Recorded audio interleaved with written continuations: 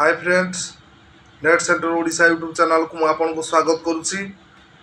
जल विभाग रे आसिला नुआ रिक्वायरमेंट। ओडिशार योग्यता पिला माने आवेदन करि परिबे। +2 पास रहिथिबा दरकार एवं दरमा आपनकु 19,000 पर मंथ मिलिबो। कोनोसी एग्जाम होबो नाही।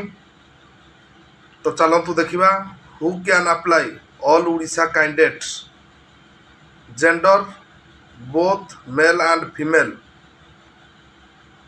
पुरुष एवं महिला एथिरे अप्लाई करि परिबे। एप्लिकेशन मोड ऑनलाइन माध्यम रे आपण अप्लाई करिवे। जॉब टाइप परमानेंट रहिबा आपनकर। Category Odisha government job. Place of posting Odisha panchayat leave. Odisha भितर ही आपण मानकू जॉब टी मिल जिवो। पोस्ट नेम जूनियर असिस्टेंट एवं 760 पोस्ट एथिरे वैकेंसी अछि। सैलरी आपण मानकू लीव टू 19,000 रु 63,200 पर मंथ मिलिवो। तो आपण को पाखरे कोन कोन क्वालिफिकेशन थिबा दरकार।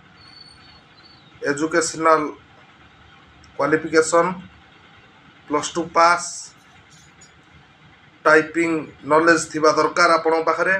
एप्लिकेशन फी केमती कोन। जनरल कैटेगरी पाई फ्री, ईडब्ल्यूएस कैटेगरी पाई फ्री, ओबीसी कैटेगरी पाई फ्री, पीएचडी कैंडिडेट पाई फ्री, एससी एसटी कैंडिडेट पाई फ्री। ऑल कैटेगरी पाई फ्री अछि।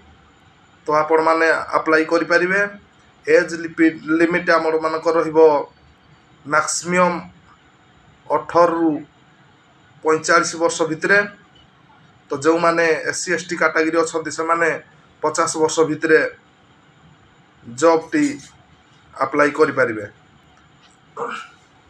एज रिलैक्सेशन आज पर government rules.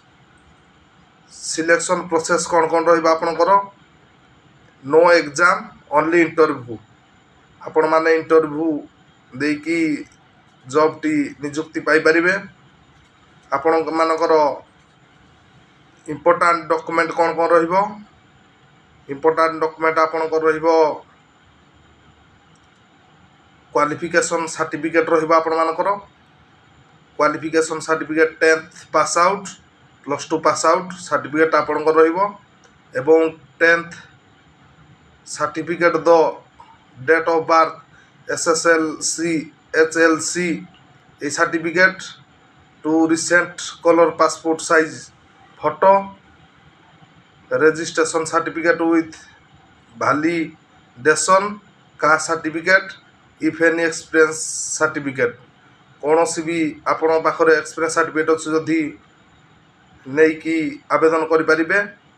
One ID proof, voter आधार, ड्राइविंग आपण पाखरे जहाँ भी अच्छी ड्राइविंग जदि अच्छी ड्राइविंग दे परिबे। इंपोर्टेंट डेट हो जे हमरो यार स्टार्ट हो जाय छी एवं एप्लीकेशन स्टार्ट डेट मे मास एप्रिल लास्ट भीतर आपण माने को अप्लाई करथिबा आवश्यक। मे लास्ट पर्यंत ऑफिशियल पीडीएफ टी मो टेलीग्राम माने इच्छुक आपण मान जाई एथिरे आवेदन करि परिबे। आजिरो वीडियो टी आपण मानकु जदि भल लागिथिबो ताहले गोटे लाइक कर देबे, कमेंट देकी जणेबे केमती लागिला एवं चैनल को सब्सक्राइब कर देबे।